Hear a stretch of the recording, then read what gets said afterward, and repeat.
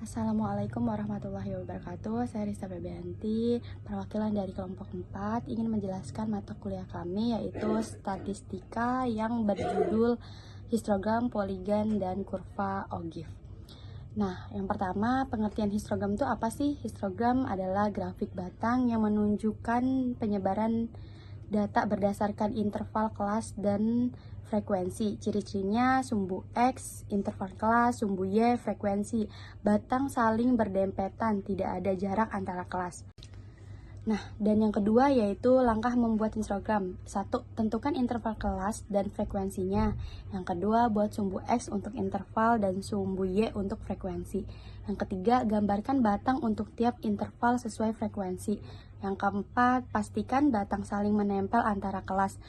Contoh kasusnya ada juga. Contoh soalnya yaitu nilai ujian 30 mahasiswa dikelompokkan dalam interval, yaitu 50 sampai 59, 60 sampai 69, 70 sampai 79, 80 sampai 89, dan 90 sampai 99. Frekuensi masing-masing kelas ada 4, terus 6, 10, 7, dan 3. Rumus titik tengah yaitu titik tengah sama dengan batas atas ditambah batas bawah dibagi 2. Contoh, 50 tambah 59 dibagi 2 sama dengan 54,5. Titik tengah setiap intervalnya ada 54,5, 64,5, 74,5, dan 94,5. Grafiknya menunjukkan bahwa nilai 70 sampai 79 adalah yang paling banyak diperoleh mahasiswa. Setelah itu menurun, artinya semakin dikit yang nilainya semakin tinggi.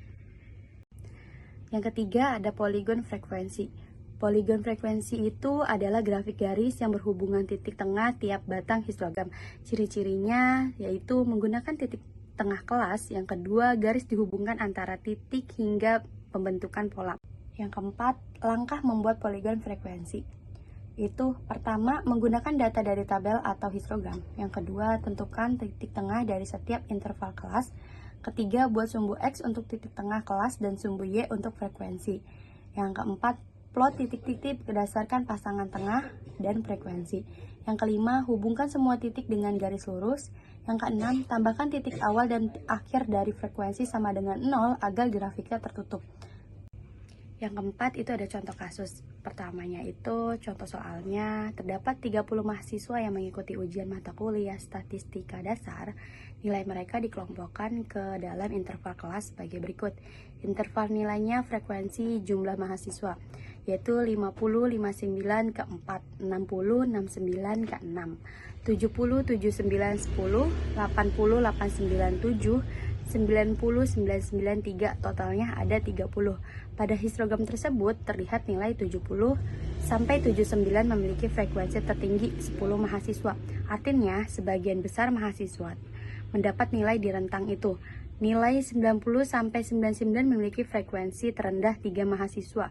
Hanya sedikit yang nilainya sangat tinggi. Bentuk histogramnya menunjukkan bahwa nilai ujian tersebut tersebar normal dengan puncak di tengah. Kurva Ogive. Kurva Ogive adalah grafik kumulatif yang menunjukkan jumlah data kurang dari atau sama dengan batas kelas tertentu. Jenis Ogive yang pertama ada Ogive positif, yaitu berdasarkan frekuensi kumulatif kurang dari. Yang kedua ada Ogive negatif, berdasarkan frekuensi kumulatif lebih dari. Halo, saya Febriana Hermiza. Selanjutnya ada langkah membuat kurva Ogive. Yang pertama, gunakan data dari tabel frekuensi. Yang kedua, tentukan batas atas tiap kelas. Yang ketiga, hitung frekuensi kumulatif untuk setiap batas atas. Yang keempat, buat sumbu X untuk batas atas kelas dan sumbu Y untuk frekuensi kumulatif. Yang kelima, ada plot titik-titik batas atas dan frekuensi kumulatif. Yang keenam, hubungkan semua titik dengan garis lengkung atau kurva. Selanjutnya ada contoh kasus.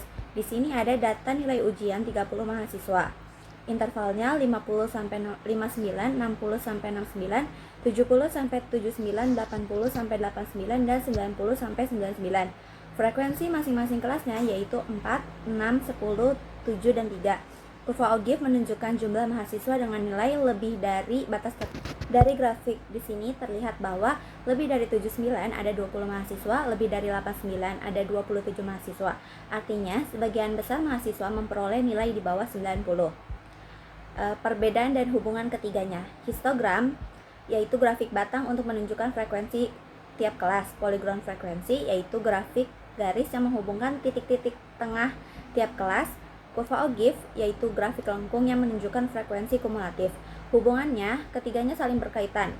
Data dari histogram bisa digunakan untuk membuat poligon dan O'Give. Ketiganya sama-sama menunjukkan pola distribusi data tapi dengan cara yang berbeda.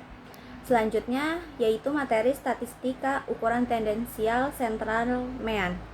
Apa sih pengertian ukuran tendensial sentral? Disebut juga ukuran pemusatan data, yaitu ukuran yang menunjukkan nilai pusat dari sekelompok data. Tujuannya mewakili keseluruhan data dengan satu angka tunggal.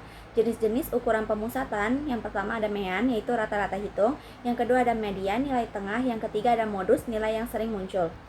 Jenis-jenis datanya di sini berdasarkan pengelompokan. Yang pertama data tunggal, yaitu jenis data satuan yang masih acak, belum diurutkan dan belum dikelompokkan ke dalam interval tertentu. Yang kedua ada data berkelompok, yaitu jenis data yang telah diurutkan dan dikelompokkan ke dalam beberapa interval. Selanjutnya ada mean. Mean adalah nilai rata-rata dari sekumpulan data. Nilainya yaitu jumlah dari semua data dibagi oleh banyaknya data. Secara matematis dirumuskan sebagai X sama dengan X1 ditambah X2 ditambah X3, X4 ditambah X5 sampai Xn-nya dibagi per N. X sama dengan mean, Xn data ke N sama dengan banyaknya data. Halo, saya Nena Devi Zulkarnain. Di sini saya akan melanjutkan untuk menjelaskan rumus dasar data tunggalnya, yaitu X bar sama dengan sigma XI dibagi N. Lalu ada contoh mean data tunggal. Di sini ada nilai 5 mahasiswa, yaitu 50, 60, 80, 90, dan 95. Cara jawabnya X bar sama dengan 50 tambah 60 tambah 80 tambah 90 tambah 95 dibagi 5 sama dengan 375 dibagi 5, yaitu hasil akhirnya 75. Selanjutnya ada mean data kelompok. Ini digunakan untuk data yang disajikan dalam distribusi frekuensi. Langkah-langkahnya yang pertama, tentukan nilai tengah setiap kelas atau XI. 2, kalikan XI dengan frekuensi. Yang ketiga, hitung dengan rumus, yaitu rumusnya X bar sama dengan sigma FI dikali XI dibagi sigma FI. Nah, di sini ada contoh mean data kelompok. Di sini kita untuk mencari rata-rata gaji dari data yang sudah dikelompokkan. Pertama, setiap gaji ditentukan nilai tengahnya. Lalu nilai tengahnya itu dikalikan dengan frekuensi supaya ketahuan total kontribusi tiap kelompok. Setelah semua dikalikan, hasilnya dijumlahkan. Di sini totalnya ada 3255. Terus jumlah frekuensinya ada 50.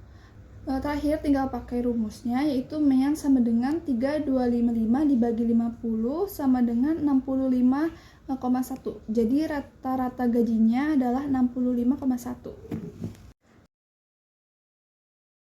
Selanjutnya ada karakteristik mean. Yang pertama dipengaruhi oleh nilai ekstrim atau data sangat besar atau kecil. Yang kedua tidak bisa digunakan jika ada kelas terbuka.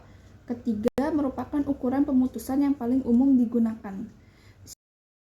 Lalu ada jenis-jenis mean lainnya. Yang pertama ada rata-rata geometrik, yaitu rumusnya MG sama dengan akar pangkat N dari X1 dikali X2 dikali sampai Xn. Yang kedua ada rata-rata harmonik, yaitu rumusnya MH sama dengan N dibagi sigma 1